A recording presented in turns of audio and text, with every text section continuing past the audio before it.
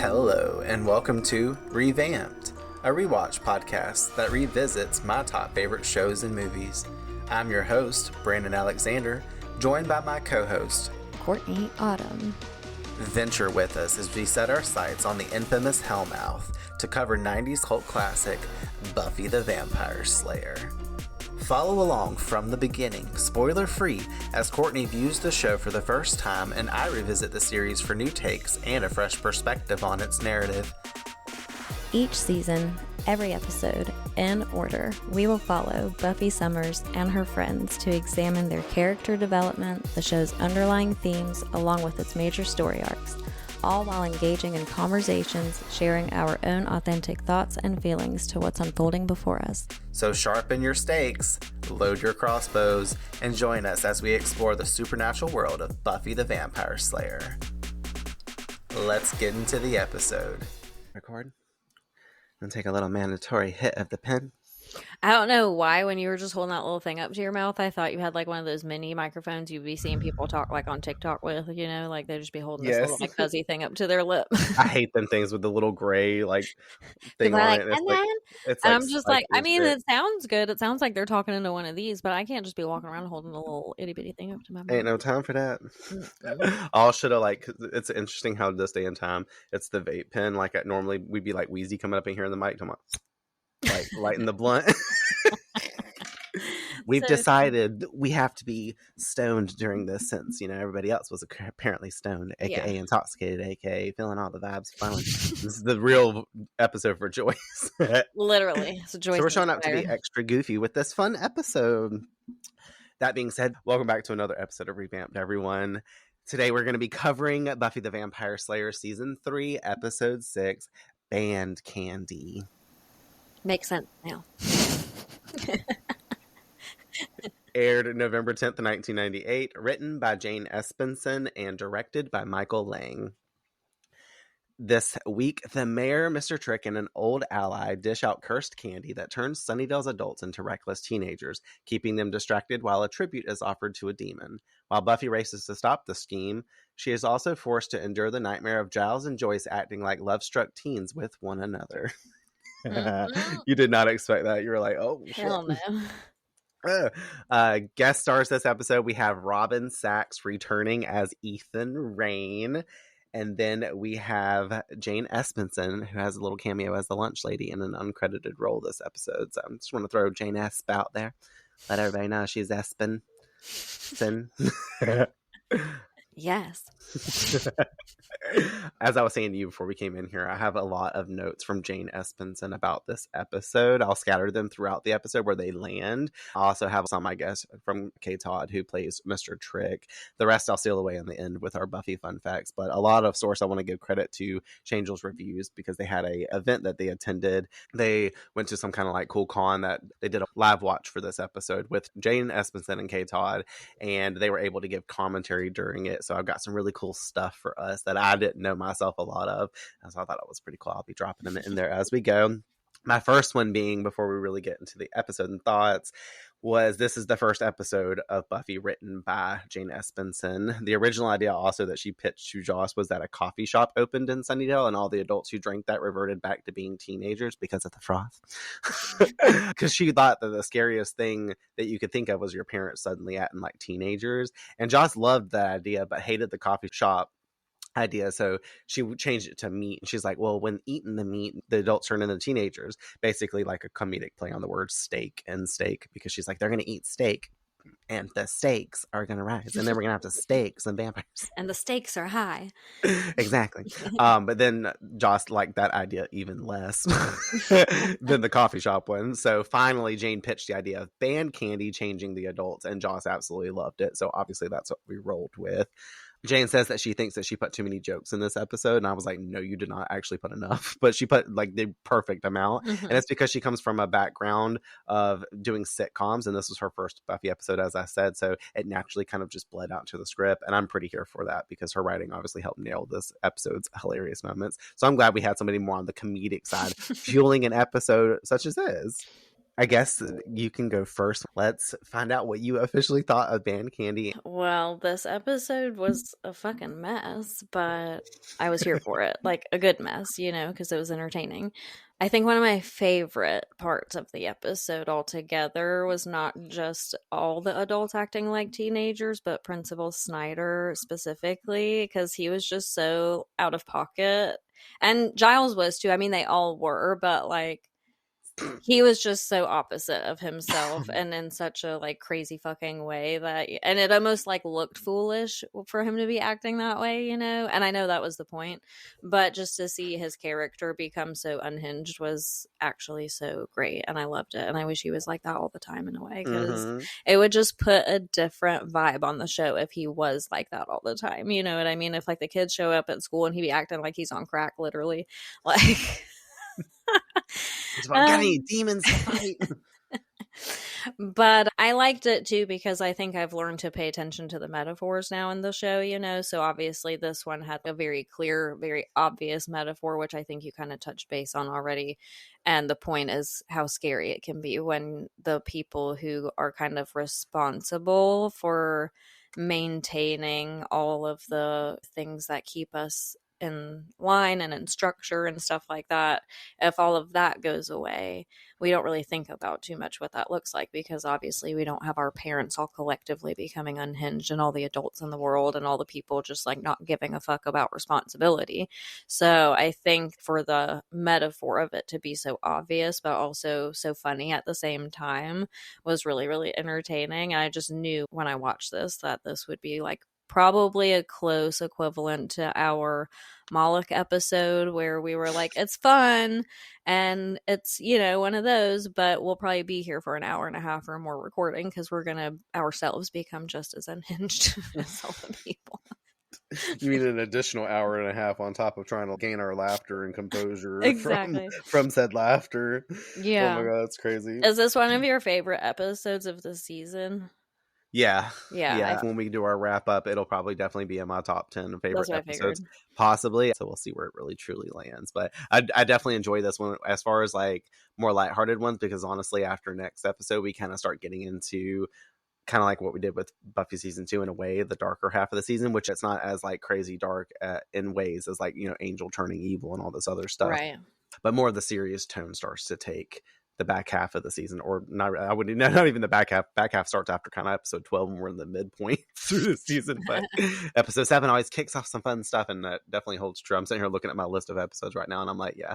So Band Candy definitely will place in that. Obviously, I told you last episode, and you just confirmed. Like Ian told you as well that this was really fun and special and a very unique episode. And you now exactly see why, as you stated. But for me, on paper, this is a filler episode, but it goes very far beyond our typical filler. It gives us a fresh set of dynamics and some hilarious character moments. The villains also being on multiple fronts working. Like, we've got Mr. Trick this episode carrying out the mayor's orders, which I love, because the partnership we saw him kind of start to take form with forcefully, but yet kind of willingly in last episode, where he got hauled into the office and shit. It brings in a new element and dynamic for like how he's going to be able to, in this stage of the show, work with the mayor and kind of underneath him in a way. Also letting us know that like mayor for sure by this episode is up to some shady dealings. Like he's doing some bullshit. Obviously, like by end of last episode being affiliated with Trick anyways.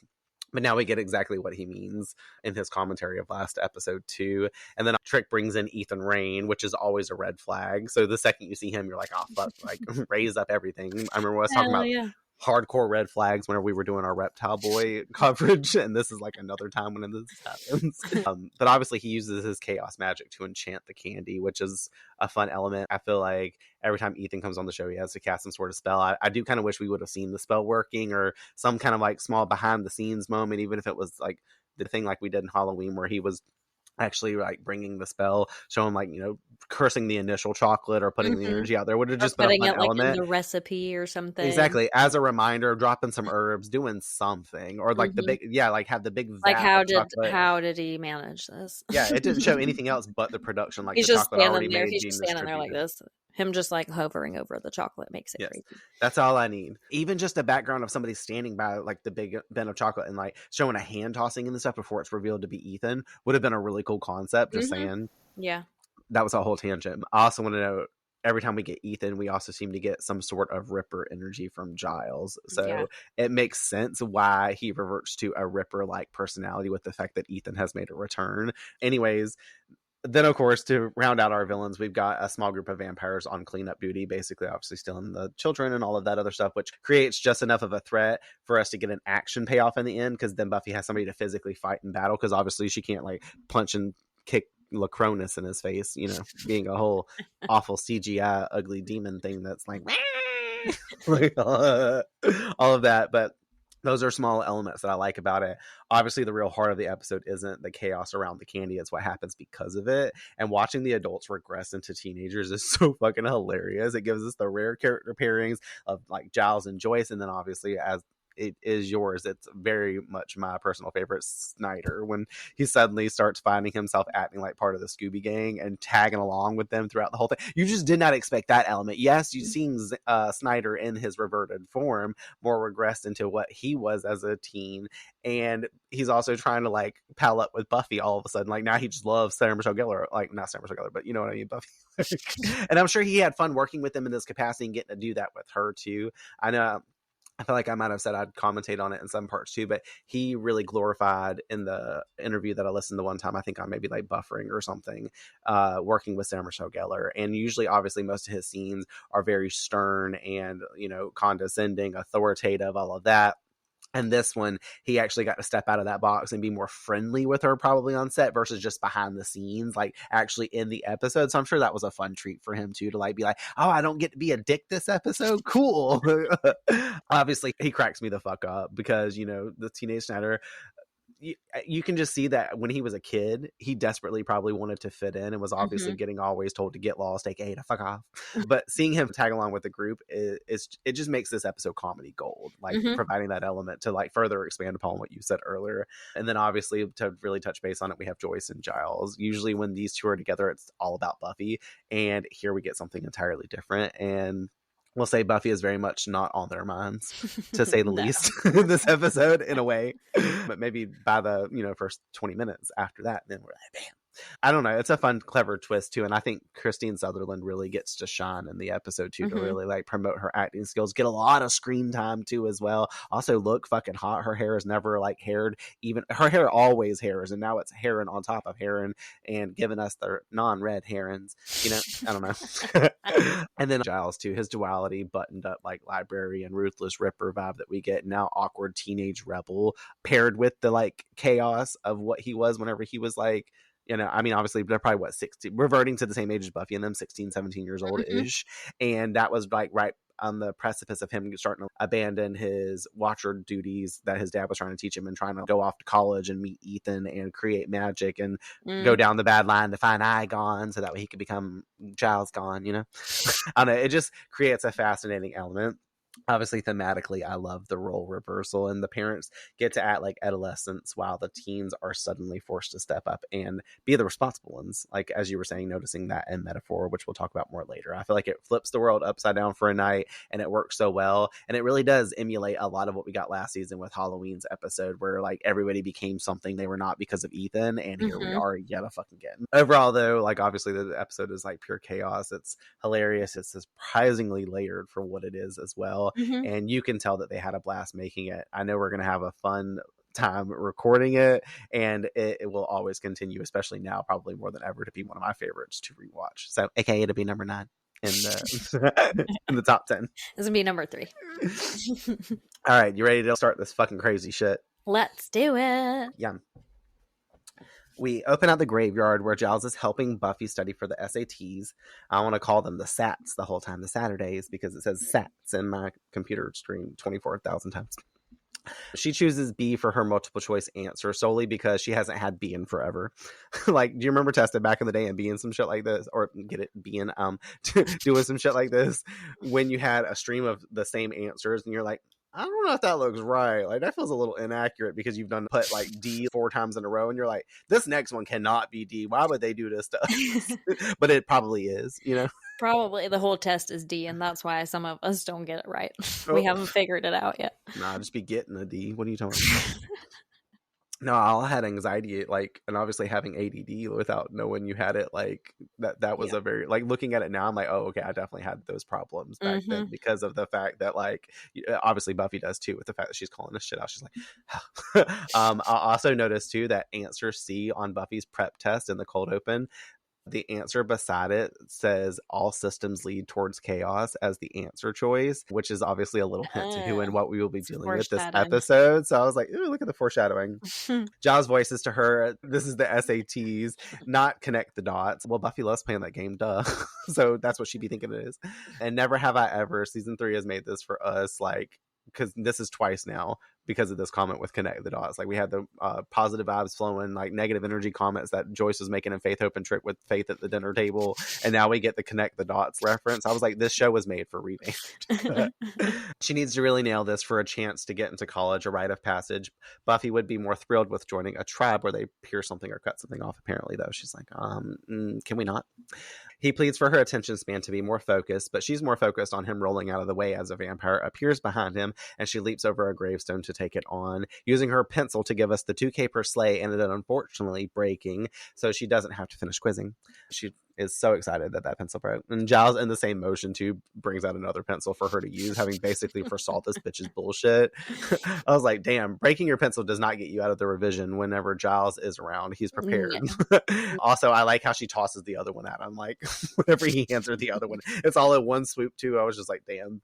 But how fun to like film scenes like this where you're like, your cue is to like pull out a pencil as soon as Buffy is taken on and slayed this vampire. You know, the guy doesn't actually turn to us. He just runs off the screen or gets clipped away from him. He has to continue on this role. I was like, damn, talk about like good acting in general. Obviously in a scene like this too, I don't appreciate it and stop like to notice this stuff often without saying it, I guess.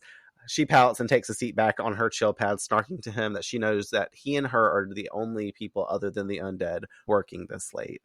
Cutscene transition magic to City Hall, where the mayor has summoned Mr. Trick to help him handle an urgent matter, aka they're up working this late, putting him in charge of an operation he's planning, one that involves a tribute to a demon and one that he owes something to and has always come through. Mr. Trick saying the help he's recruited has worked this town before, noting if he lives up to his rep, the town will be in flames and should help in this matter for show. Along this convo, the mayor, looking for his scotch, opens up his cabinetry to expose a slew of occult items and small weaponry, clearly giving the vibes that he be negatively flowing. Negative flows. We fade to black and we cue the Buffy theme.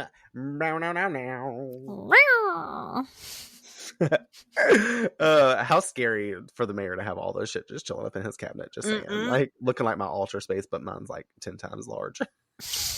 Yeah, and less scary. Oh, also the little bit of foreshadow that we continue to get in this little context of dialogue where he's like talking about that he's got an old source that's worked this town before. Obviously you're not thinking Ethan Rand, but you're like, if you don't really like listen, and honestly it's in future rewatches whenever I actually paid attention to that line specifically, now watching it through and physically typing it out, I was like, oh shit, damn, they were telling us about Ethan before it was Ethan. And like people that really, there are people out there that probably listen to this and hear things word for word. Obviously we have ADD, so we probably hear like most of it and just kind of like conceptualize as it goes on and get the full picture by the end, where some people can really pinpoint and bulletin mark in their minds all these little comments, then they're already like by this comment going, who's this gonna be? And meanwhile I'm like halfway through the episode and be like, I don't even remember them saying that, you know? Same. I'm like, oh, they said that? Oh, okay. Yep. This is why I like, by the time, regardless of what you watching the episode 1 to 2 times, by the time you watch this and do this podcast, you should be the most seasoned Buffy watcher ever to know this because of the regurgitation and the commentary that we provide during this. So should any listener basically that's listened to any Buffy podcast as well that talks about this show. That's why I love it so much. I feel like we find out and continue to like understand so much more. That's true. At Sunnydale High, Buffy walks with Willow and Xander, still a bit nerved about the SATs and giving her nightmares. She's like talking about what like chased her around and stuff like that. Like I thought a little like word bubble or some shit, talking about none of the above or some shit. It's so jokey. I love how like Willow's like, hopefully that's not a prophecy dream. Like, oh shit, it's the new master. Since Oz's highest scoring person to have failed to graduate, he suggests that he can help Buffy out with some study prep, and the three meeting up with Cordelia and Xander, him being not on board with the SATs because, you know, they give him the same worry as Buffy. Cordy admitting that she does well on tests and is stoked to take them because, you know, she has layers. And I was like an onion. Yes, exactly. I was like, yes, Cordelia, our onion, you can. Because she's like, what? I can't have layers? And I'm like, well, apparently you can be smart. I don't know about what that has to do about being layered. But last episode, you were the slayered. You get it? She was slayered. All right, anyways. Willow asks Buffy if tonight should be study night. She says another night because tonight she is putting in mom time. Lie. Quoting, since she's been back, Joyce and Giles have been drastic with extra doses of supervision 24/7 essential. Truth. Arriving in the cafeteria, they see Snyder with dozens upon dozens of boxes of chocolate. Xander misconstruing that he has been visited by the ghost of Christmas past, and this is now his good deed doings. I love that. But nope, it's just band candy helped to raise money for the band and their new uniforms. Here we get the episode title drop as well for band candy. Snyder also lets them know that they will be selling it. I'm sure we love the idea of going all Willy Loman, but we're not in the band. And if I'd handed you a trombone, that would have been a problem, Summers. It's candy. Sell it. Even though they are not in the band, it's candy that they can push. And as soon as I wrote push, I was like, you're a drug pusher, Snyder. She was like, I'm a pusher, Katie. I'm a pusher. What does that even mean? Like a drug pusher? Probably. She said she works 3 jobs. You know, I bet she sells drugs on the side to pay for a pathetic divorce. Oh, would you like to buy some drugs?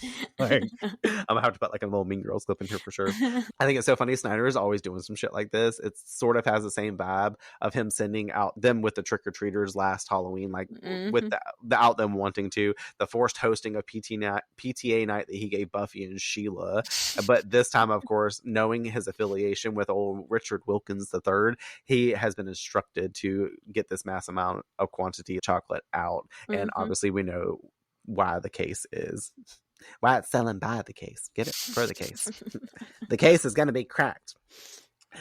Cutscene transition magic to Buffy at home with Joyce having some Chinese as Joyce says the exact same shit to Buffy that she just said. But you're not in the band. And yet. Also, check them out with the chopsticks, though, because they are both eating with chopsticks versus a fork. Y'all are pro in it. I didn't really look at Joyce, but Joyce is probably over there trying to smoke them. And yet Joyce wonders what she will do with 40 bars of chocolate. They ain't labeled THC infused, so Joyce is uninterested. Buffy alluding to the fact that she can hand them out at the gallery. Buy something pre-Columbian, get a free cavity. Joyce, a good mom, agrees to buy 20, but that's it. She could be bumped up to the best mom if she would let Buffy start driving, though, since last year she became more prepped after failing the written and not being able to do the road test, aka me. She just doesn't test well. She said 2 days before the SATs. Joyce tells her the reasoning being she doesn't trust her yet, and she doesn't want her having access to just do as Buffy would and, skip town and be halfway across town to somewhere else, aka the States. She's going to Mexico this time. But she claims she's not taking off again. Besides, if she wanted to, she could just get on a bus. This is so me, and probably you as well, smart back to your parents without even really noticing you're doing it too. Be like point out something, and they're like, really, bitch, and you're like, oops. Joyce concludes this is a firm ass no. She wants Buffy home with her, but Buffy's got to run off now. In scene transition magic, because Giles is all slay study double feature. You know the drill. Could be home late. Joyce, unable to argue, just states Mr. Giles seems to be monopolizing a lot of her time. And I like how Buffy's like, and does he ever say he's sorry? And then we cut scene transition magic immediately again to Giles blindfolding her in the library, apparently pinching her or something accidentally. And she's like, ow. And he's like, I'm sorry. How do they write this stuff like this? I don't understand. And once again, to talk about some nailing, that's just their line, and they have to sync it up like we do with editing together, and it just flows amazingly. She jokes about putting up with this, but he claims he does it such because she has a sacred duty, along with the fact that he just bought the other half of her Cocorific chocolate bars. So now all 40 of hers are gone in one night because Giles has 20 and she has 20. And you know what? As we can see, they eaten all of them damn chocolate bars by the time. So technically this whole thing started off because it was Buffy's fault, but also it's Snyder's fault, but also it's everybody else's fault, aka the Marin. He has blindfolded her also as a test of awareness, handing her a ball she is to throw at him moments later to see if she can sense his location. He silently moves away as she sarcasms funny pictures and him being out of training ideas. She counts down and he smirks as she spins away from him, throwing the ball at the wall. Thinking he's got her, he comments that it's not that simple, you see, as the ball bounces off the wall and smacks his motherfucking ass in the head. And collectively we all go, oop. Like, of course. Did you like see Buffy turn around and be like, you dumb bitch? Or did you assume that this was going to be the case? I did not know. I didn't see that part coming. But then when it did happen, I was not surprised because, as we know, Buffy already knows what's going on. Like, she always 10 steps ahead, even when people think she's 10 steps behind. That's what I'm saying. Gotta have trust and faith in Buffy. Not the same faith as the faith that we know on the show. That's faith in like actual faith.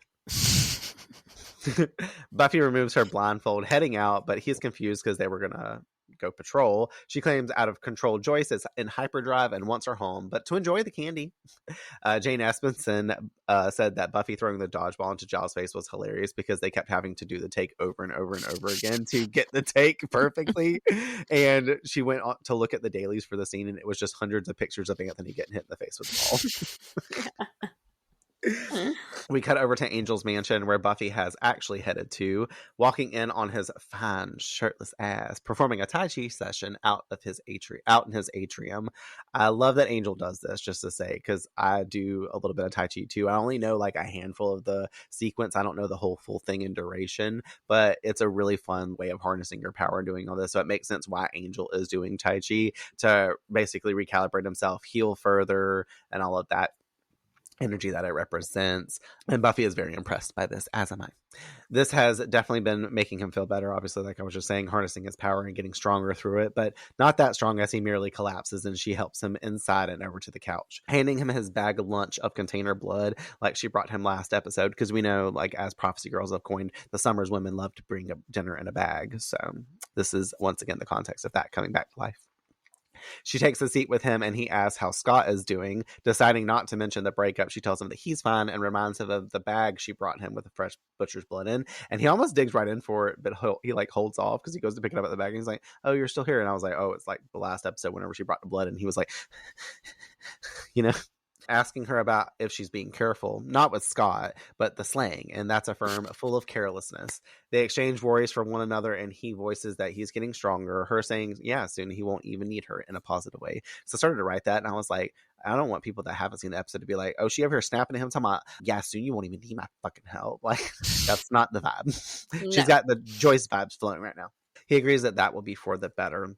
I like this because both of them don't know where they're at, but they both realize that they can't go back, especially at this time, if ever. You can tell by Buffy's face, too, after he agrees with her that, like, that really isn't what she wanted to hear, but also what she needed to hear, because she gets that pained and saddened expression on her face, but also has the, like, connotation that she's understanding him as well, too. Because, I mean, she said it first, but she, I guess, didn't expect him to be like, yes, exactly. And she'd be like, oh, she's like, no, I thought you said you wanted to make out. She's like, didn't you have your shirt off for a reason? She's like, let me lick them nipples again. She said, let me act like Darla in Becoming and let you lick my nipples.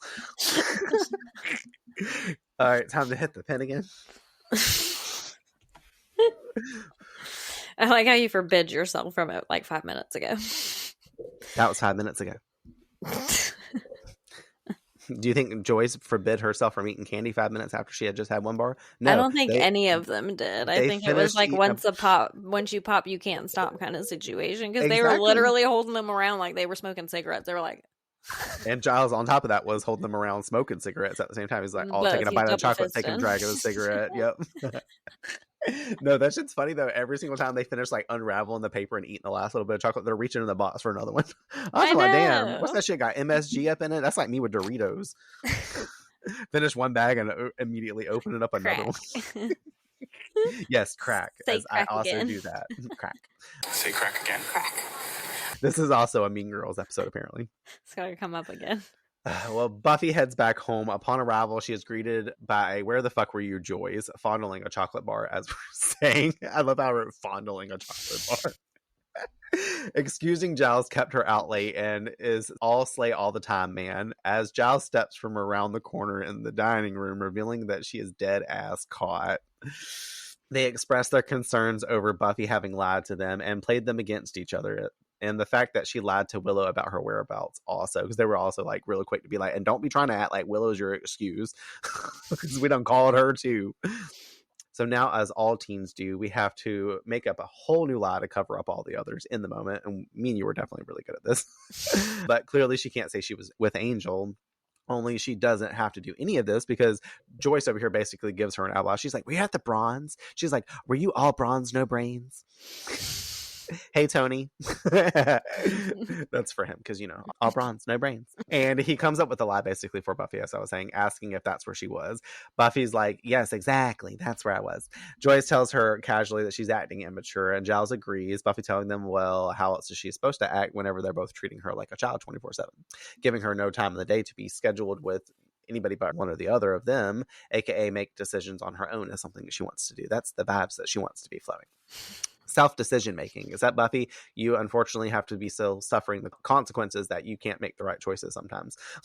Especially when it comes to certain things that deal with your parents and parentals and authority and all of that other stuff. Unfortunately, yes, but still accurate. Joyce quick to voice how her decisions be involving splitting town. By the way, this whole time Joyce and Giles are steadily eating the chocolate bars, as we're talking about as well. Buffy keeps stressing the situation, and Giles doesn't want her freaking out, which this phrase perplexes Buffy, and he suggests her heading to bed. She leaves them, and Joyce and him take a seat on the couch to share more chocolate. The shit's funny as fuck because you can actually see Christine and Anthony doing some really great work here. They appear like something is slightly off, especially Giles being like, well, let's not freak out. And Buffy's like, what the fuck are you talking about? You never said some shit like that before in my life or my time of knowing you. Did you start cluing in at this point that something was wrong with the chocolate? Yeah. Because at first I was like, do these things have weed in them? Did Joyce make them? Like, I'm confused. Well, you'll find out in 2 seconds after having that thought, apparently, how they're made, because we flash over to the factory where they are packaging and shipping out the chocolate bars. A worker attempts to sample some from the box, but a hand stops him, stepping into frame to reveal Ethan Rayne, telling him he doesn't want to eat that, revealing he's the helpful man Mr. Trick spoke about earlier. What was your reaction to Ethan appearing on the screen again? I literally put in my notes, not Ethan Rayne. Because like you said earlier, when you see him, there's always trouble brewing. And so that was the real clear indication that it wasn't Joyce who made the chocolate, and it was Ethan, and it was probably going to be more problematic than having THC infused chocolate. Exactly. We really should have done an edible. We should have done a chocolate edible to record this episode. We should have planned for it to have been like nighttime, like on a Saturday. You would have been like, mate, get up at 9 a.m. and eat your edible so it takes effect by 11. Have it for breakfast.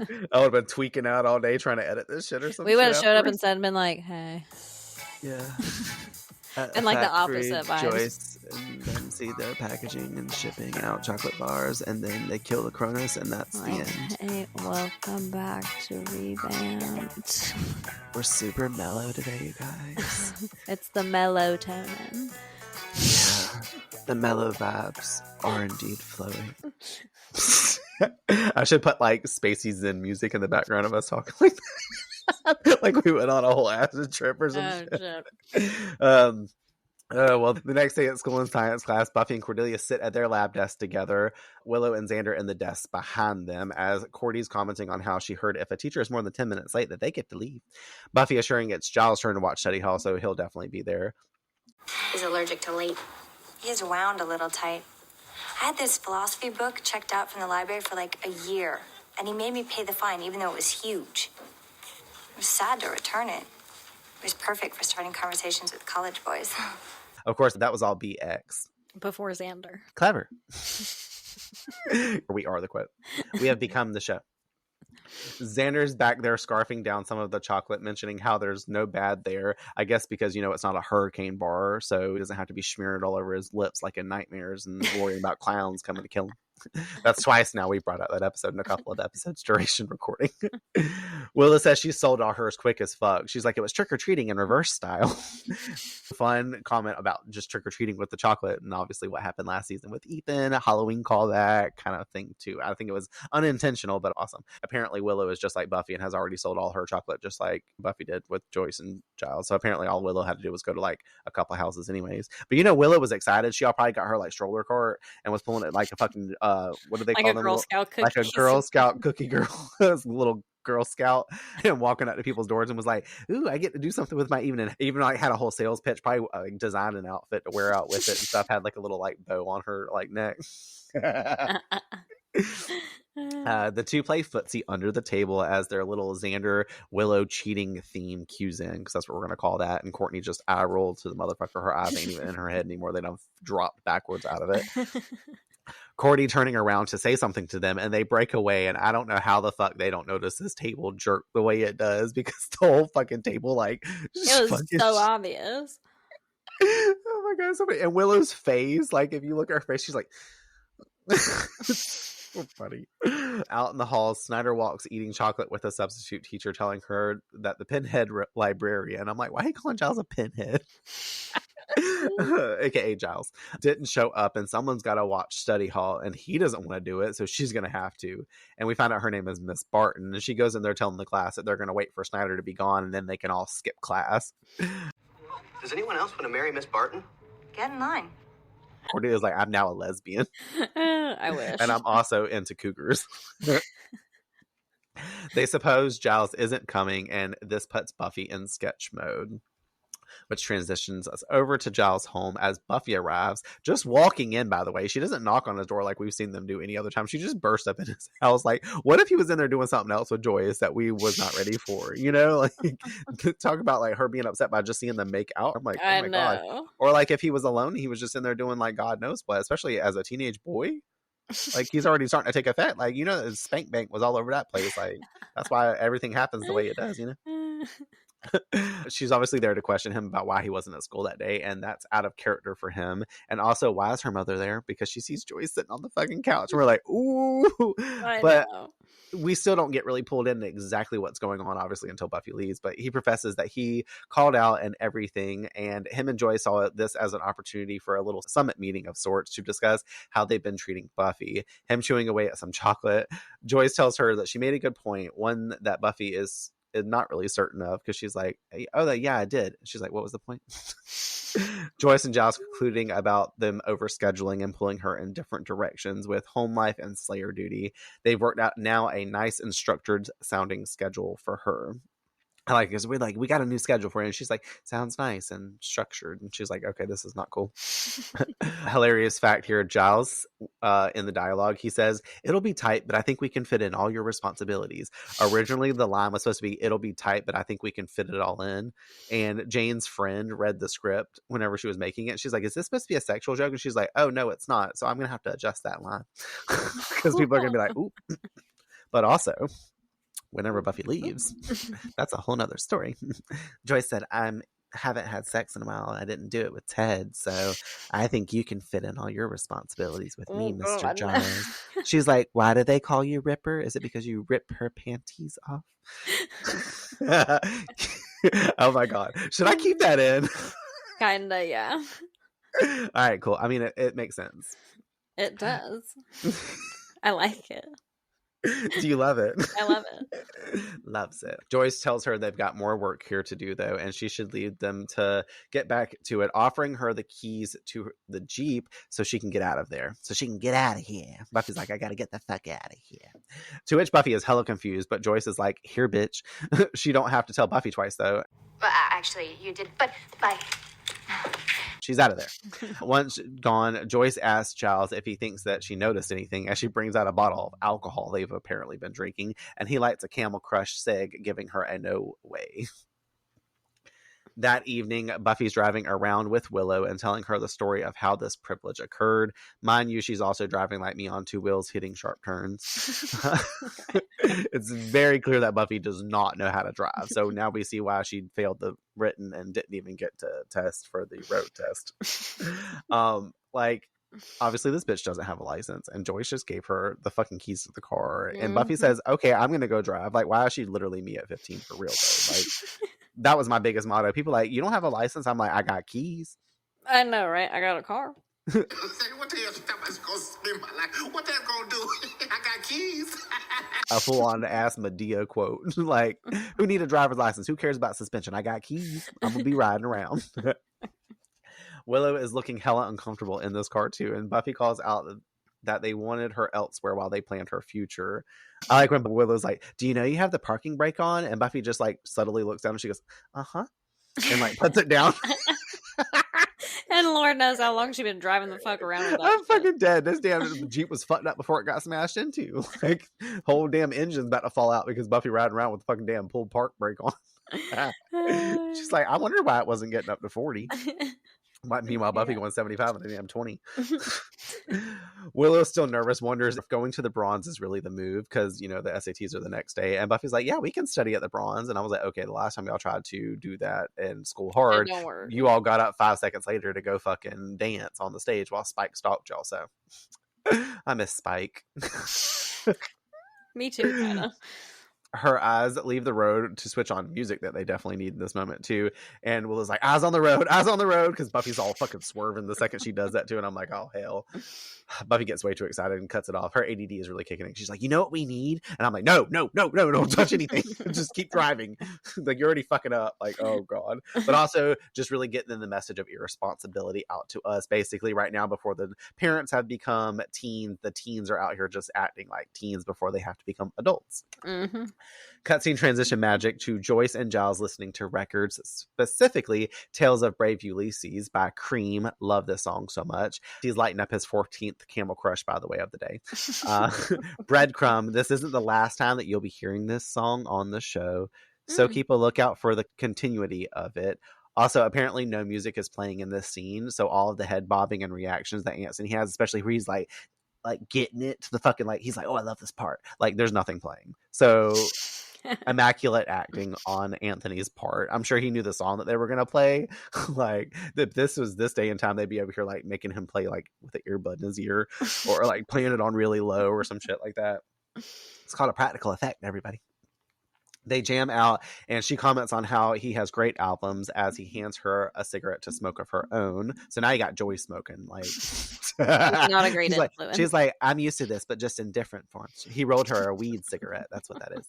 It's not a Camel Crush. The joint. It's the THC Crush. She's curious why they call him Ripper, but I already came to that conclusion a little bit ago. He plays mysterious, getting up to check himself in the mirror as she asks if he wants to watch some TV. She's like, I know how to order pay-per-view. But he would rather go out with her and have some fun, aka tear things up a bit. Get it? Tear off her panties. Yeah, this is canon. That's all I gotta stay in her now. Ripper's comment about how he doesn't want to stay in.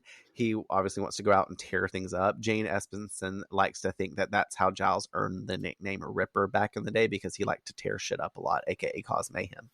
So, aka tear off her panties, like you said. Aka back in the day, tear off Ethan's panties, because we said that we know that they hooked up back in the day whenever they were lovers for sure. The orgies and the bisexual. They're giving ex-boyfriend vibes. Giles was topping that hole. I don't know. They give me versatile energy, both. Oh, absolutely. But Giles was definitely versatile, as we talked about last time. Because, as we said, Giles definitely got it in first. Yeah, Ethan's too much of a little bitch. Like, Giles got a little he said wild that hair. He doesn't mind a tight fit,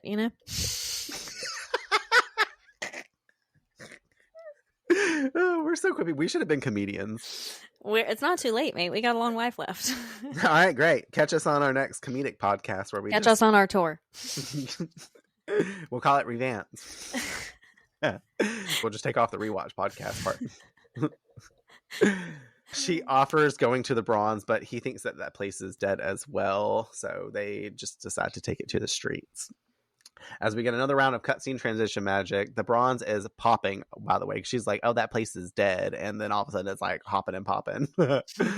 Dingo's Ain't My Baby performs. Only the crowd's a shit ton of older people. And Oz and Devin comment on the stage as such about this issue. Buffy and Willow arrive and are like, what the fuck is going on here? Because they see all the adults out there. That's usually not the case. Even Miss Barton is up in here. She's like looking for nachos. She's like, do you know where I can get some nachos, little tree? She got in a Joyce's stash along with the candy. Apparently the candy is also infused with THC to the highest max of milligram dosage, because this bitch, she's talking about, Willow, that's a tree. Do you got any nachos in here, little tree? Shit kills me. She's crossfaded. She's crossfaded the fuck up. Yeah, she got a drink in hand too. Damn, she's a multi-fucked up.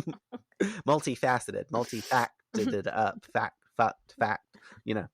They comment on how this is abnormal as Snyder then comes up, making it way more abnormal. He's like, gang! And like crosses his arms over Willow and fucking Buffy's like, Principal Snyder? Like, she's like, what is happening? And honestly, it's the absolute friendliest we've ever seen him on the show, especially with Buffy, as I kind of like prefaced earlier. Willow doesn't like this at all. And we have that whole moment where her topless doctor crowd surfs the floor. She's like, I think that is my doctor. So like, we need to find a doctor to help these people. And she's like, well. Snyder pops back up to them again, talking about how he's the shit and how he shook the mayor's hand twice. He's like, shook my hand twice. He really is excited about that. He also pops away again to follow the foxy ladies as Willow ponders what is happening, and Buffy concludes it's happening to all the grown-ups and how they are acting like a bunch of them. You like how I can basically quote the show in the same cadence and like style that these people do. I've noticed I'm basically the show at this point. Like I am the actual walkthrough. I don't have to put the sound clips in these parts. You don't. No clips required. It's like when I'm Lyle Gorch or like, you know, the Master or one of the other Luke. Over at the factory, Mr. Trick walks with Ethan during more production, continuing on shipping out the chocolate, breaking one of the workers' necks to send a message, aka a warning to anyone who might be trying to sample the product. They're like, no, you can't be doing that. It's just about the work for him. Trick tells Ethan that their time is growing close and how it's almost feeding time. And we're like, feeding time for what? Todd Freeman commented at that event saying that he loved snapping the neck of the worker at the chocolate factory because it made him feel powerful, which never really happens in life because he was always labeled as such a wuss and felt like he was such a wuss. Like very like low-key dude that didn't really get into fights or do anything like that. So he said that this scene kind of made him feel like he had some sense of power. AKA snapping a white man's neck. He's like, get the fuck out of here. Back at the Bronze, Willow and Oz ponder with Buffy about what's changing them, maybe a spell. Snyder coming up to tell Oz, you've got great hair. He just stares at him and does like a whole shark moment, like circling around his ass. And Oz's face the whole time, he's just like, bruh, why is it? No, how do I act? And then Willow's doctor and two other fucking gross looking old men start to sing on the stage and make it hella awkward up in the Bronze. I'm trying to remember. I think they're singing like Louie, Louie. It's awful. It continues to be feeling awkward in the Bronze because we got old people making out in front of each other along with the singing. It's just not the vibe. And I like it too because we get the camera pan of the couple coming up and starting to make out with each other, and we know it's like basically happening right in Buffy's line of sight. The camera's supposed to duel as like Buffy standing there and it's that close to her, and she like comments, No vampire has ever been that scary. A fight ensues and Snyder is hella excited about it. He's like, ooh, a brawl. He doesn't say that, but he basically does.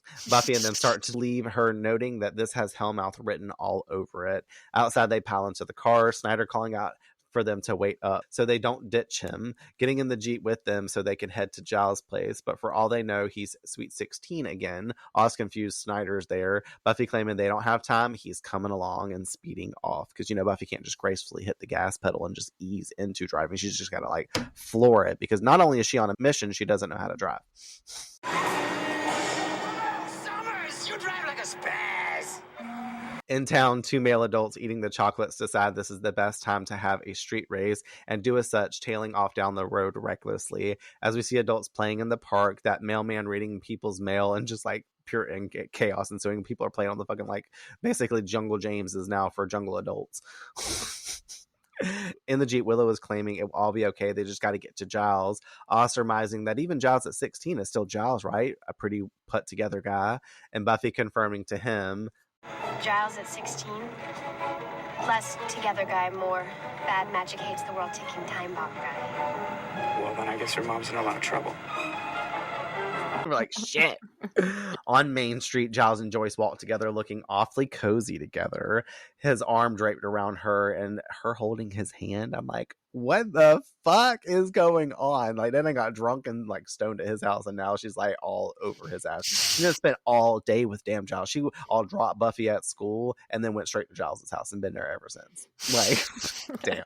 And they were together last night too. Do you propose that maybe he slept over at her house last night? And probably he just got out before the sun came up.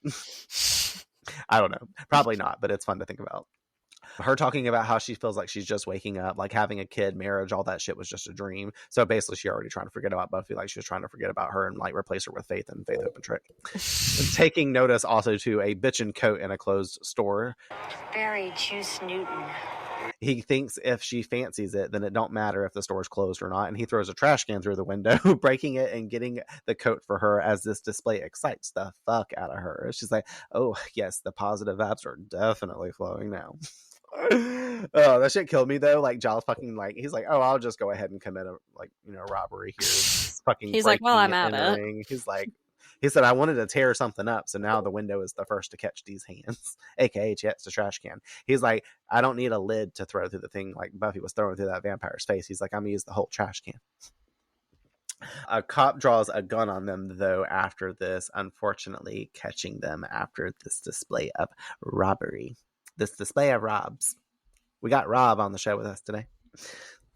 Clipping over to Buffy quickly driving as a man trying to open a chocolate bar wrecks into the side of the Jeep, causing a crash. Another little fact I have here, the car crash scene came uncomfortably close to where Jane and the crew were sitting right outside of it. The cars traveled much further than they were anticipating whenever it pushed the Jeep out the way. And Jane also accidentally left her car in the line of the shot and couldn't find her car keys. So her car was very nearly in the way of the car crash as well, because she couldn't move it. At gunpoint, Giles is less than afraid and poking fun at the cop before taking him out and disarming him. Like he's like, ooh, Coppa's got a gun. like basically fucking with him. I'm like, no. And it's kind of crazy because this motherfucker like kicks his ass really quickly, headbutts him. And I'm like, damn, no. Like your old man, you might be feeling like you 17-year-old, but you still have the body of a 48-year-old. And that's going to hurt really bad tomorrow. Like, yeah. And you're going to get charged as an adult. He better be glad this chocolate got all them hormones thrown through his body because that adrenaline kicked in and kept him from passing out like he does every other episode. He knocked himself unconscious. He also didn't get tranquilized this episode. Or anything. Taking the gun for himself, Joyce is really pleased with these vibes, telling Giles that was really cool and takes the gum out of her mouth to make out with Giles on the hood of a police car. Dude, what are your thoughts on this? It was too much. I need a play-by-play in your head, like when it's just like watching them go from this action to laying down on the car. I saw it coming, because obviously as the episode goes along, you can kind of see this really flirtatious energy build up between the two of them. And then the more unhinged all the adults become and they become, you can just kind of see that this is where this like narrative is going. But I don't know. I feel like I have this like thing just like I do with Buffy and Angel where like for the remainder of all life, if Buffy's ever like kissing someone, hugging someone, dancing with someone, or being affectionate with someone who is not Angel, I'm going to have like some sort of cringe moment about it. And it's the same with Giles and Jenny. If it's not Jenny, it's weird. And it's even more weird that it's Joyce because you're conflicted. You want Joyce to have like, you kind of want Joyce to have a good time, like that's why this episode's good because you're just like, yeah, Joyce, why don't you get unhinged for a sec? You know what I mean? So it's like you want her to and you want her to find love and like Giles would be it works for Joyce. But then when I think about Giles and Jenny, I'm like, it doesn't work. So like you just put something crazy in my head that I didn't even think about.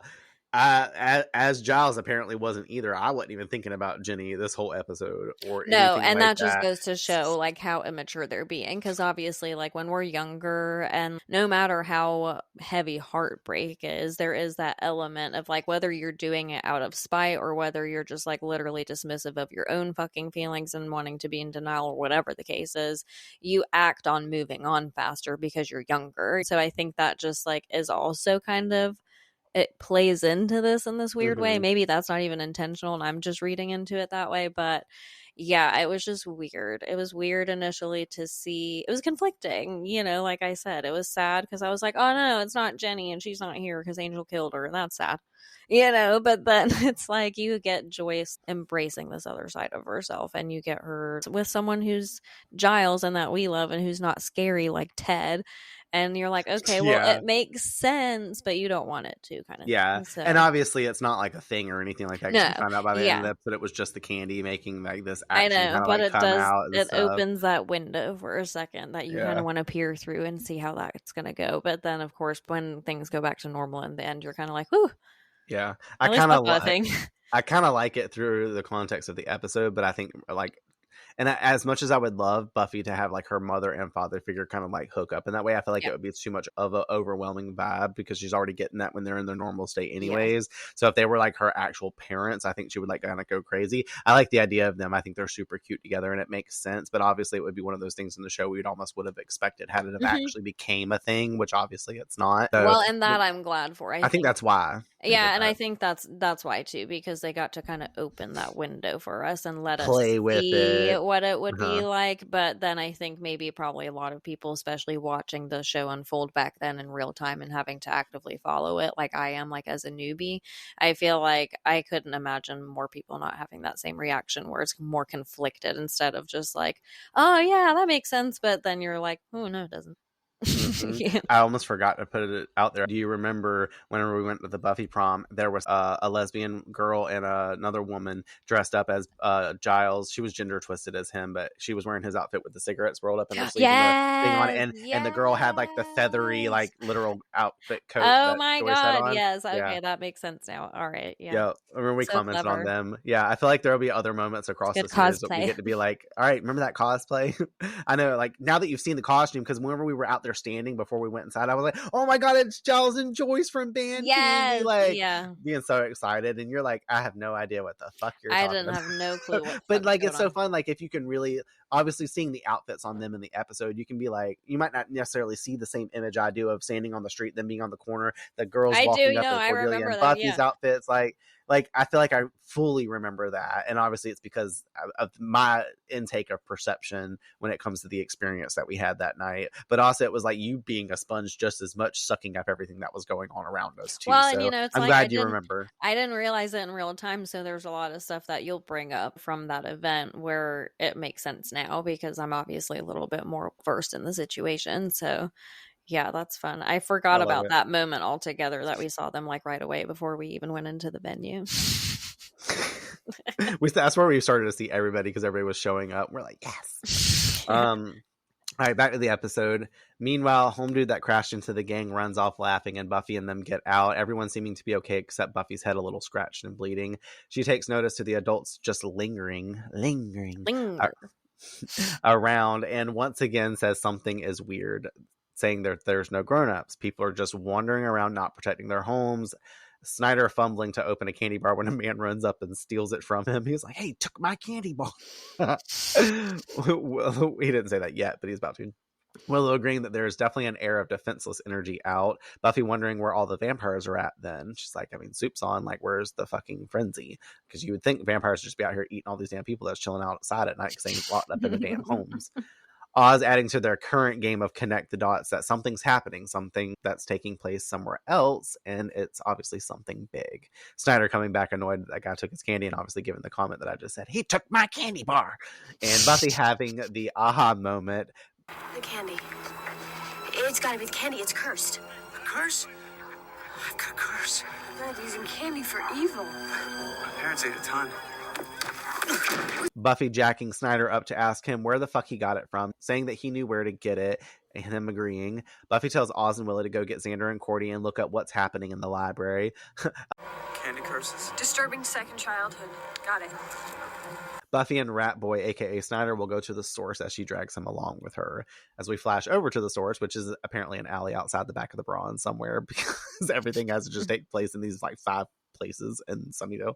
It's all our stages. They don't have time. They don't have the budget yet. Season 3, y'all gotta have a better budget than that.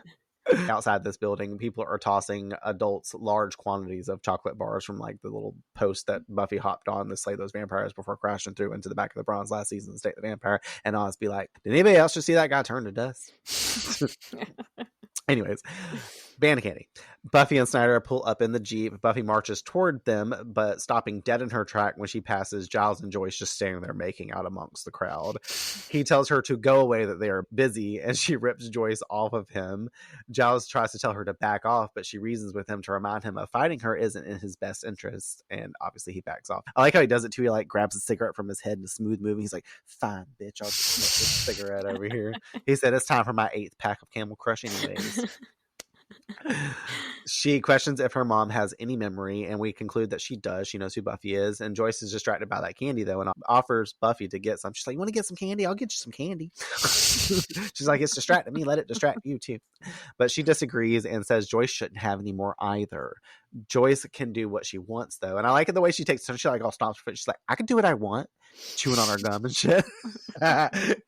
She's like, you get to slay things and I don't get to do anything about that. Yes, because that's the same mother. I know. She's trying to act like Buffy's sister now. Like, fuck, calm down. Giles laughs and Buffy rages at him to listen to her, him voicing with his cig in his lips. And I like this too, because he's like, You listen to me. I'm your watcher, so you do what I tell you. Now, sod off. the way he's got his cigarette like pursing his lips, like just good at it, and he's like all pointing and shit like that. But this bitch grabs the cigarette and stomps it on the ground from his fucking lips, looking at him, and then she's like, take my mom home. That shit was just so funny. I did not expect that, and I love that. Just the teeny little 3 seconds that moment is. I love that Buffy snatches the cigarette out of his mouth and stomps on it, and then also just looks at him like she's like kind of like taking a pouting stance, you know, like now what, bitch? He'll pull out another cigarette. He's like, damn, I got to pack another pack. She moves over to the guys dealing the candy and takes them out with kicks and punches, knocking them out and heading inside the building that they are clearly working. I like how whenever Buffy hops up on this platform, though, she like rolls over and kicks the one dude, pulls him off or whatever, and then she does like where you put your hands behind from laying on your back and you flip kick yourself. It's called a flip kick, but you flip kick yourself up back to like standing position. I can still halfway do this, but my childhood was plagued by me doing this in the backyard 24/7 when me and Tiffany was playing Buffy. Like I'm still very agile, and you know I can climb and hold my body strength, and I have great upper body strength. But like the way I would like basically articulate these moves back in the day, you would think I was the choreographer for Buffy the Vampire Slayer. Giles and Joyce clearly not leaving, and behind Buffy, she pulls up Joyce to join her as Giles follows behind them. And he's like, hey, get your hands off her. Like, she's just trying to help her mom come along, even though he just told her to take her home. Like, obviously, these children do not know how to be listening. Snyder follows along also. Once inside, Buffy searches around, coming quick to Ethan Rayne inside on the telephone, telling someone the town's wide open and that they can go at any time. Buffy walking up, calling out his name. Ethan realizing he is caught, and before hanging up, telling the people on the other end of the line, you might want to hurry, because the jig is up. He attempts to flee as Buffy and Giles tail after him. In the library, Cordy, Oz, Xander, and Willow are researching, as Cordy's voicing how she thought at first all this was fun, till her mom started trying to borrow her clothes, and her dad locked himself in the bathroom with old, essentially, porno magazines. He's in there whacking it out. He said, I'm the king of panties. I took mine off, and now I gotta be in this bathroom all night. Basically doing what I thought Giles was going to be doing in his apartment whenever Buffy showed up randomly.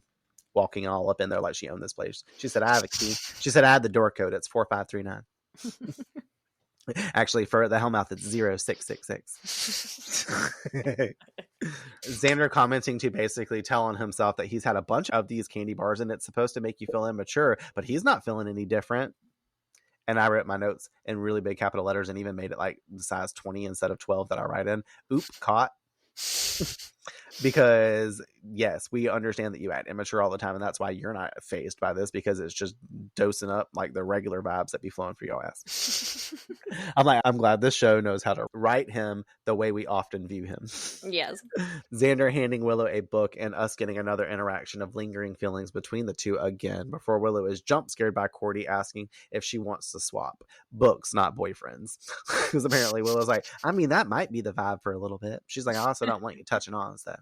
Like, what if like this role were reversed and it was Oz and Cordelia doing this? Oh my god, like, that would be so weird. Willow be the first one acting out though? She'd be the first one, like if once, like if they were to find out, or like, you know, whatever, like Willow's gonna be feeling like, I mean, obviously she is guilty in certain ways, but she's still like playing around with these fucking feelings and like doing whatever, like, which is so annoying because it's a continuation from last episode. So it kind of lets you know already, like from your Slayer predictions last time, that this is still something that's being fed to possibly show up and become something else at some point. So stay tuned, stay excited. But I thought that would be like an interesting thing if they like did swap, but I was more so for like the swapped mindset on the fact that like Willow wouldn't want this done to her. Xander probably would care less, but Willow for sure would not want this done to her. So I don't see why she's like even possibly entertaining this, because it not only is going to possibly hurt her, it's going to hurt Oz and hurt Cordelia, and technically in turn hurt her best friend Xander. So yeah.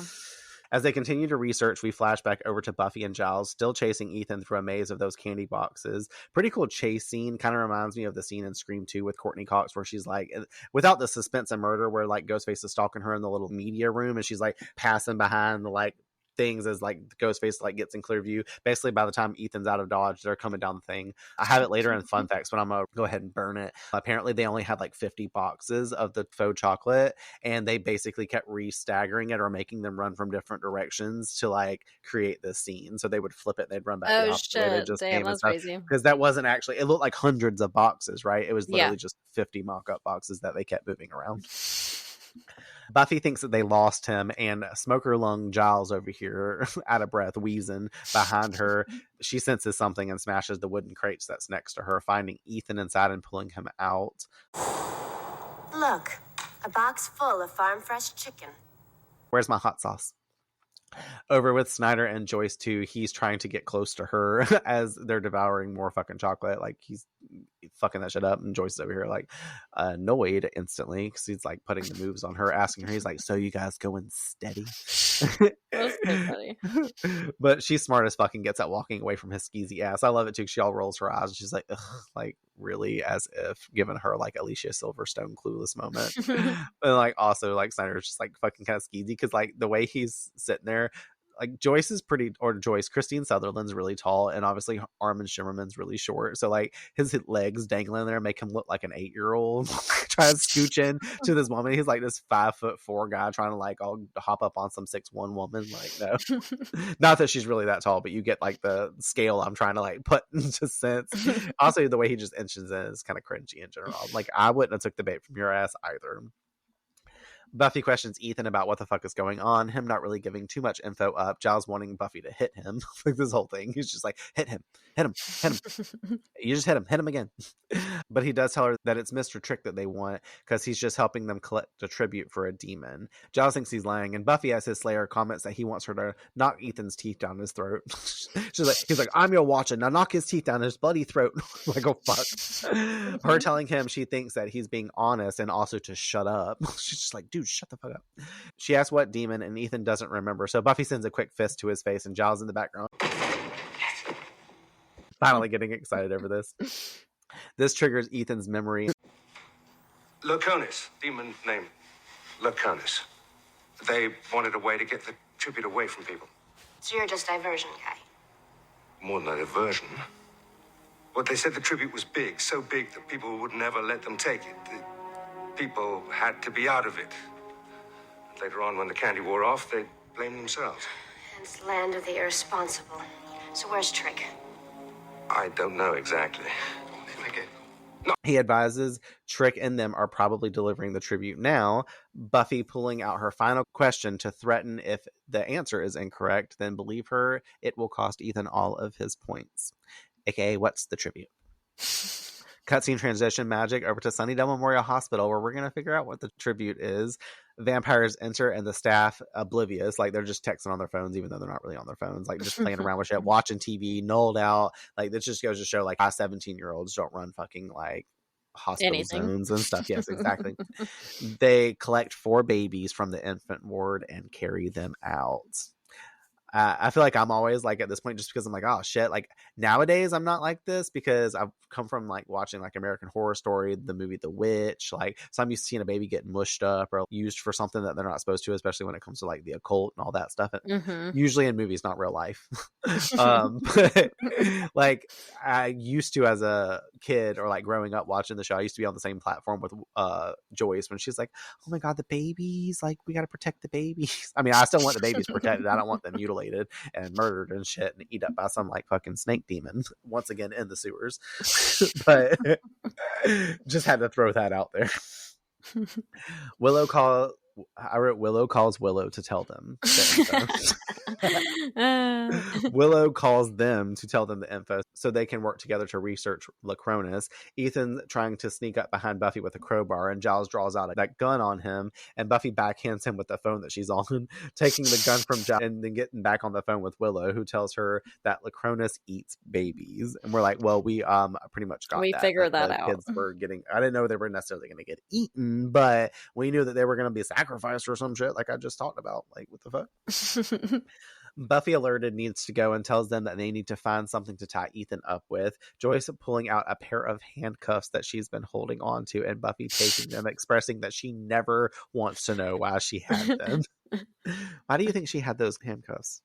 Well, you know, I assume she stole them from the cop that freaking Giles decked in the face. Obviously.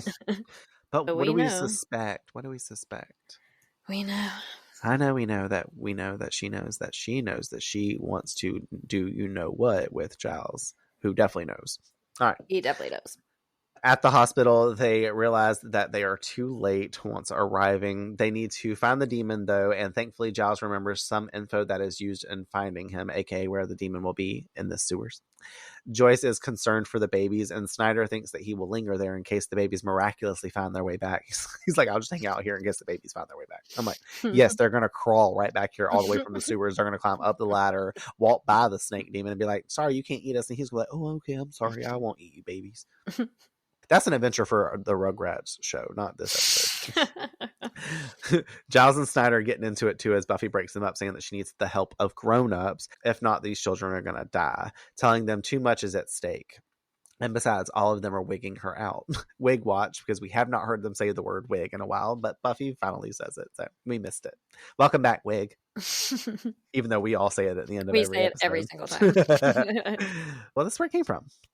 Buffy orders they will head to the sewers, seeing him and Joyce have resumed making out and telling them to fucking stop. Cutting underground in the sewers, we see the 𝗏 version of the Master's lair with no blood pools. Yeah, because all the candles are lit. It's got this dark, ominous underground vibe, all the brick and like stuff everywhere. Like, it's very much giving the Master season 1. But not as grand and theatrical. It's more like I said, the 𝗏 version. It's from Sheen. And Mr. Trick, along with the mayor and vampires, with the babies chanting and blessing the infants with water as the offerings. And apparently it was blood that they were like smearing on the babies' heads, but they couldn't use blood because they were like babies, not props. So they had to do something else. And they also didn't film or show that on the babies' heads. Apparently I saw that in the notes or facts.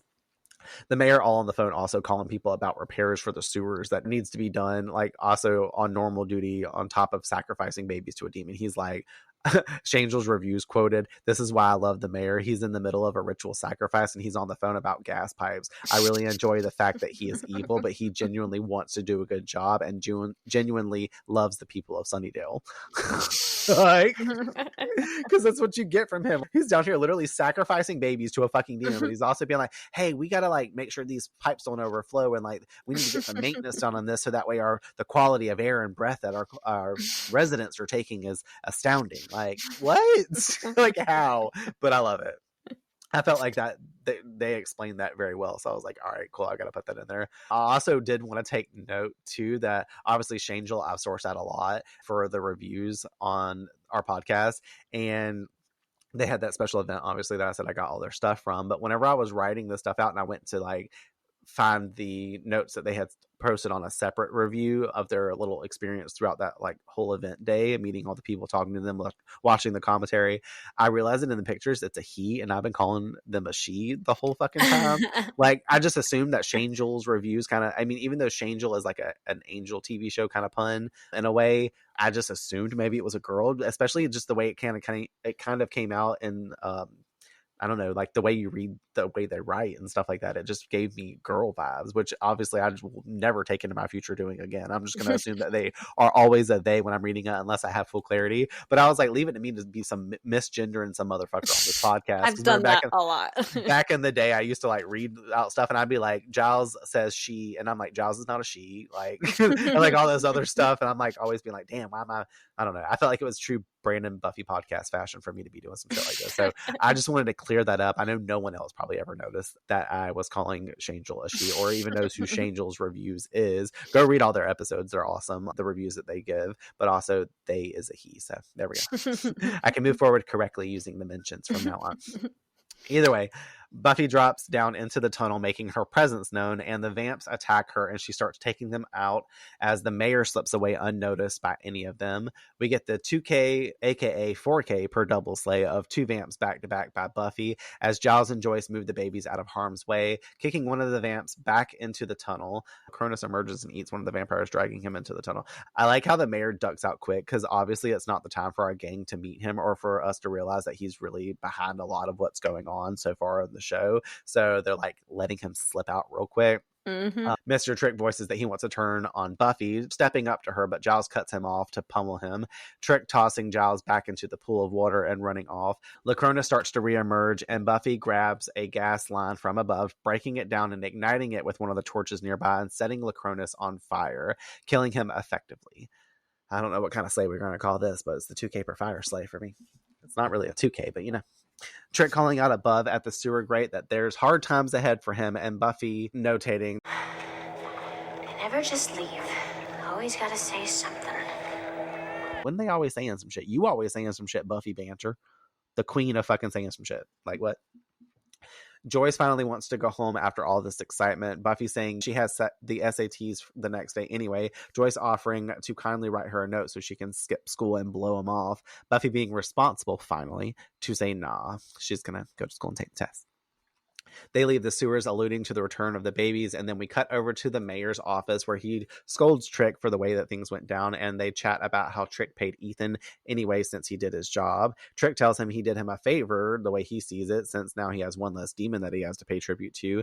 The mayor agrees, but also snarks to inform Mr. Trick, in the future, I'd be very careful how many favors you do for me. Once again kind of making the mayor seem way more terrifying than he actually is, because he's friendly, but also he's crazy. Also he's murdering babies and also helping the town. So like, what is happening? In our final scene, a few days later at school, Xander picks at Snyder about how he apparently had fun the week before. He's like, are you back to normal yet? And he's like saying whatever he says, like that's normal snide behavior. And he's like, yep, that's Snyder. Telling him, Cordy, Oz, and Willow that they also will be volunteers for cleaning vandalism that happened at the school in the form of spray paint across the lockers. You know, Kiss Rocks. Willow's dumb too. She all dating a musician talking about Kiss Rocks. What does that mean? I'm like the band Rocks, like, you know, Kiss, like, come on now. Oz looked at her, had to have, and he was like, bitch. He's like, we're breaking up. You can have Xander. Outside, Buffy walks with Giles, telling him that she felt very alone and wasn't understanding anything, making us think she's talking about this event that happened. But no, she just mostly means the math portion of the SATs that she just took.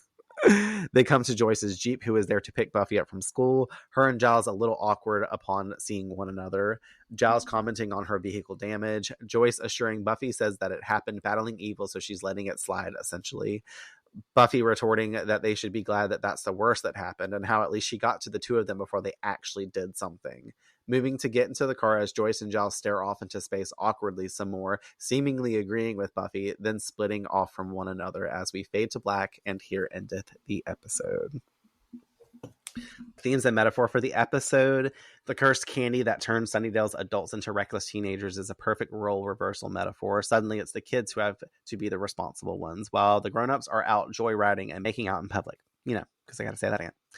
For Buffy, it's another reminder that she had to grow up faster than anyone else, often realizing the people she's supposed to rely on aren't always more mature than she is. The candy itself is a great symbol for instant gratification, indulgence without responsibility. The mayor, Mr. Trick, and our old friend Ethan Rain uses something that looks harmless to keep the adults distracted while they secretly feed a demon. It's a perfect example of the mayor's political style, hide the corruption under something sweet and seemingly safe. He's basically a master at manipulating the entire town into complacency, making sure no one's looking too closely at what he's really doing. And then there's the subplot with Giles and Joyce acting like love-struck teens, which is equal parts hilarious and traumatizing for Buffy. It's a reminder, though, of how uncomfortable it is to see your parental figures as flawed sexual human beings. It blurs those family boundaries in the worst way possible. That's the genius of the episode, though. It uses humor to soften what's really a sharp commentary on responsibility, power, and how evil thrives when the people in charge aren't paying attention. Underneath the laughs, Band Candy is basically telling us if you check out, someone else, probably someone like the mayor, is more than happy to take control. Mark Fields mentions this theme, and partly for the season, being around maturity, noting Jane Espenson describing the episode as "be careful what you wish for," because Buffy wishes she had less parental supervision, and that's what she gets, and realizes when there aren't any adults anymore that she needs them as grown-ups. Oz's comment also about the sobering mirror provides context that in the absence of adult supervision, Buffy can't function as an adult because she's not one. Buffy still displays irresponsibility with her decision to drive without a license and across the episode, and only shows responsible traits when she has to act as the Slayer, and this is where she shows her ability to be mature. That's it. All right, you ready to hit you with this slew of Buffy fun facts? Yes. Sound it, Pennigan? Oh, Jesus. Yes, him. Buffy mentions the time warp, which is a nod to Rocky Horror Picture Show, and also mentions the Real World MTV series, which is so funny because we came in here and like the pre thing that I recorded talking about the real world, talking about how people aren't real and all this other shit. That's kind of funny. Xander comments on Snyder and the Ghost of Christmas Past. Obviously, this is a nod to the 1843 novella A Christmas Carol by Charles Dickens. When I wrote Dickens, I wrote Dickinson, like, because she being like Emily Dickens and him being like Dickinson, and she's like, she's good too. Like, for some reason, just Dickens brought me right back to Never Kill a Boy on the First Date, which is so funny. An unreleased Buffy the Vampire Slayer action figure was based on Giles in this episode. This is often a cosplay featured at Buffy events of Joyce and Giles. Obviously, we saw them at the prom, as we discussed. The accent here that we hear from Giles is more of a Cockney version accent from England, and this is actually indeed Anthony's actual voice and accent that he's using here versus like his more trained, proper English-speaking voice that they've encouraged him to do on the show for Giles. Speaking of voice work, the actress that played Miss Barton, you got any shit, willow tree, like blah, blah, blah. Apparently, all those lines were dubbed over because they decided that they didn't like the way the voice sounded of the actress. So they changed it and didn't even tell the actress that they made the change. Oh my God. Shade. So that's not even her voice, which is kind of funny because she sounds wacky, and her going like, you got any nachos around here, tree? Like, it really does sound like how that crazy lady would sound. But also, I'm like, how'd they do all that? And like, dub it up perfectly. They're like, boy, I swear, editing is gold. I already made the comment about the boxes of chocolates. Anthony Head calls the hospital worker later a dozy cow. And apparently that wasn't in the script. Anthony improvised that himself, and Joss decided to keep it in. And also, Giles in this episode, Anthony kind of took inspiration, because you can tell, for his juvenile self, he was acting very much like the character Alex from A Clockwork Orange. And even the hat that he took whenever he hopped out of the window from stealing Joyce the jacket, he placed that hat on his head as a real giveaway of that, which I've only seen part of that movie. I didn't really care for it, which is crazy because that movie is like iconic. I just didn't find it interesting, so I didn't ever see it. I was too busy watching Hereditary the 86th time. You were right. Hey, at least I mentioned it. The babies in the hospital are real babies. The vampires walking in was slowed down a half speed because it looked more intimidating with them approaching the babies. And then also, they weren't allowed to make the babies cry for the scene, so they had to wait for hours until the babies started crying naturally. And then the crew kept joking about like, hey, can we just pinch them or something? Oh my God. And then my last one, the mayor was the first character that the writers have given a cell phone to use on the show. So we see him in the tunnels, obviously using it. It's the first time we've ever seen a cell phone on the series. Oh, wow. I didn't realize that. Oh, now you have. I did have one goof. The book Exploring Demon Dimensions that Willow's looking through later and stuff, they spelled dimensions with a T instead of an S on the book cover, so it's an error. Like somebody, interesting. That was probably the same person that put Buffy's birth date in the computer system in the Moloch episode. I remember Jane, like where they had all the information. Like one screen it says January 10th, and then the other screen it says fucking October 27th or some shit. And they both got different years of when Buffy was born in 1981 and in 1983. Like she's born by she's essentially. All right, let's get into our final slays. Final slays. Final slays at Band Candy. Well, what's your quote from the episode? I think one of my favorite quotes was where that lady was just the lady you were just talking about was like, Willow, you're a tree. Because I'm just like, what the fuck? First off, I also never really I guess when someone's name is Willow, I just love the name and I don't identify it with a tree. So when she said that, I was like, oh, it is. They got any nachos around here, little tree. And then I felt really stupid. And then I think the other one that I really, really liked is so random, but it was when Snyder was like all trying to cozy up to Joyce. And he was like, are you two going steady? Because I'm like, who the fuck says that anymore? So it was just like a perfect thing to say to call back like their own youth. Yeah, exactly. Yeah, exactly. I have a couple, I think maybe 3. I have them written weird, but when Snyder is telling Ethan she whipped you good, like after like when they're just sitting there while she's on the phone with Willow, I'm just like, what the fuck? And then he like emulates martial art moves. He's like, I could do that, and he's like, whoa whoa whoa. I'm like, no.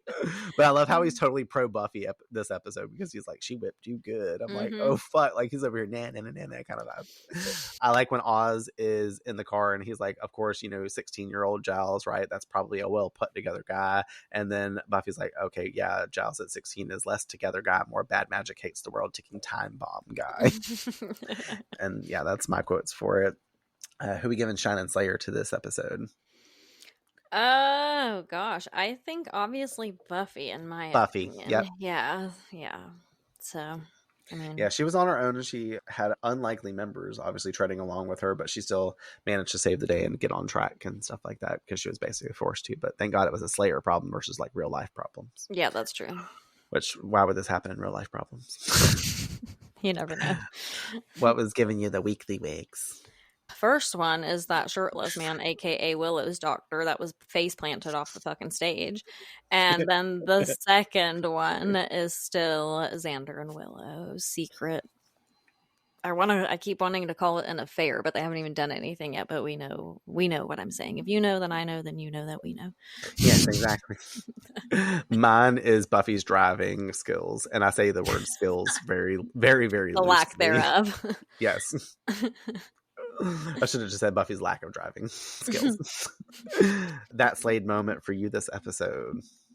2, the first being where she hits Giles on the head with the ball anyway, and I didn't see that coming, so that was just again a callback for Buffy's resourcefulness as always. She's always on top of her shit.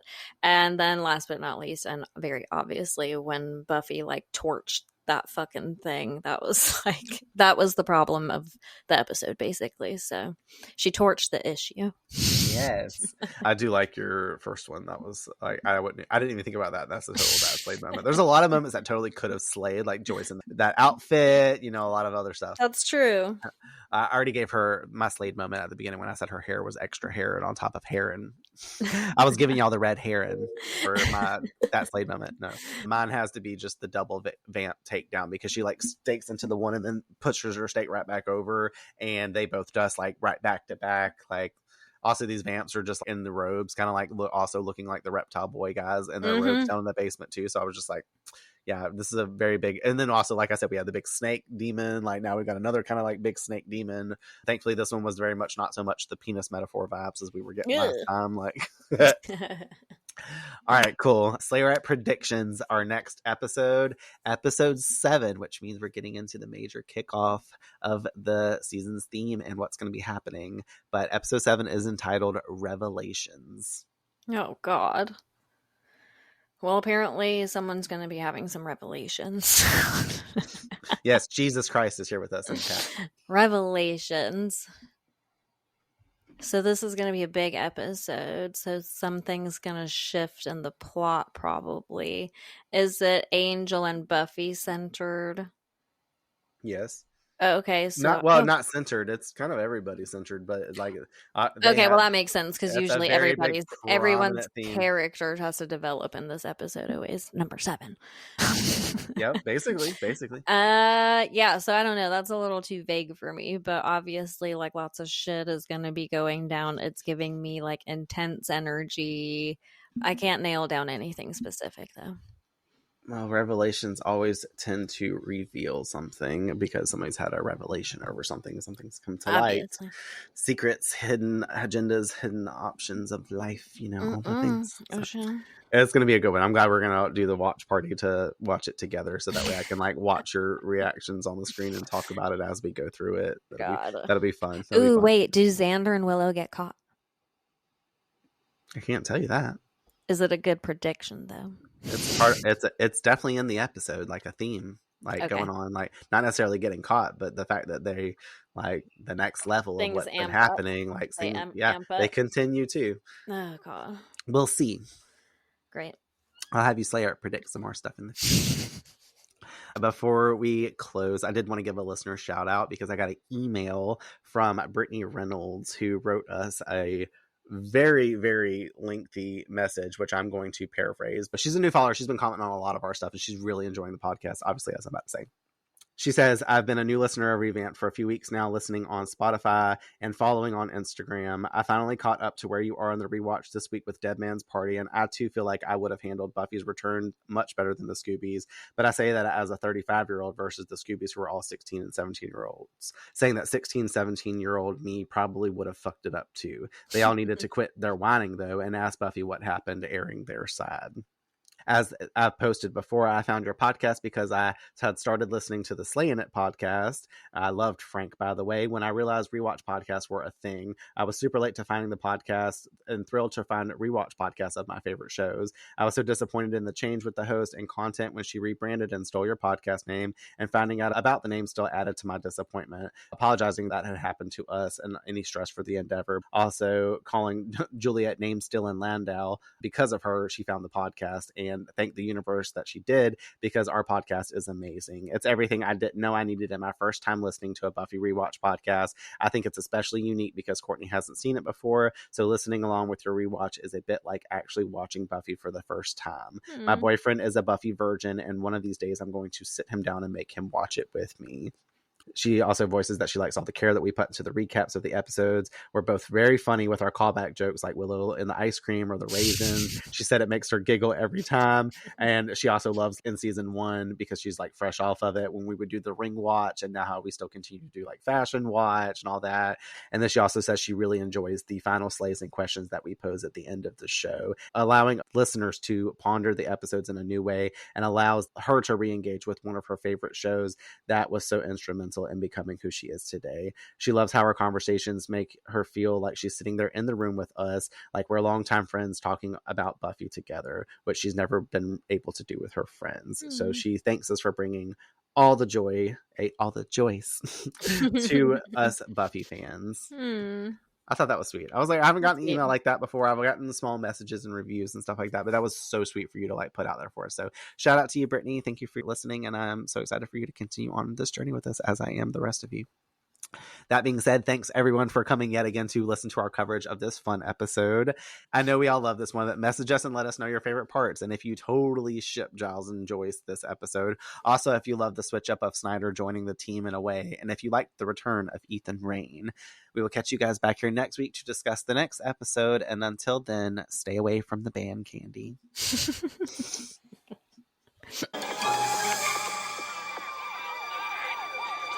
Mom? Giles? Oh, well, we're busy. Mom? Hey. Where did you get that coat? Never mind, listen. Back off. Giles, think about this. You want to fight me, or you want to let me talk to my mother?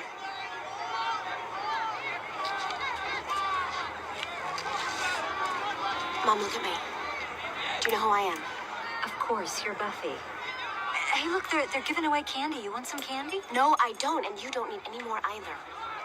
I'm fine. I can have more if I want. You are not fine. You need to go home. Screw you. I want candy. Mom. You want to slay stuff, and I'm not allowed to do anything about it. Well, this is what I want to do, so get off my back. Please. Oh, for God's sake, let your mum have a sodding candy. Come on. Mom, look at your car. Look at that dent the size of New Brunswick. I did that.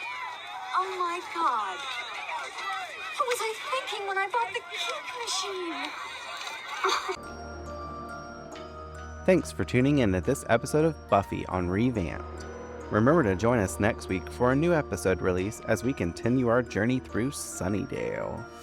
We also would like to hear from you, so share your thoughts. Discuss with us your perspectives on this or previous week's episodes by following us on Instagram and sending us a DM at Revamped_rewatch podcast. Or by emailing us at revampedrewatchpod@gmail.com. Additionally, we will be choosing one of your messages to shout out in an upcoming episode release. And if you happen to love abandoned places but prefer them vampire-free, check out Echoes of Elsewhere, an urban exploration podcast, where I interview urban explorers about the eerie spaces they uncover, anything from haunted schools, forgotten mansions, and tunnels that probably don't lead to the Hellmouth. From history to mysteries, tips and tricks of the trade, I dive into all things urbex. Subscribe and listen wherever you get your podcasts. Until next time, the Earth is definitely doomed. This podcast is dedicated to the Buffyverse, to its fans, and my sister, Tiffany Dawn Pearson.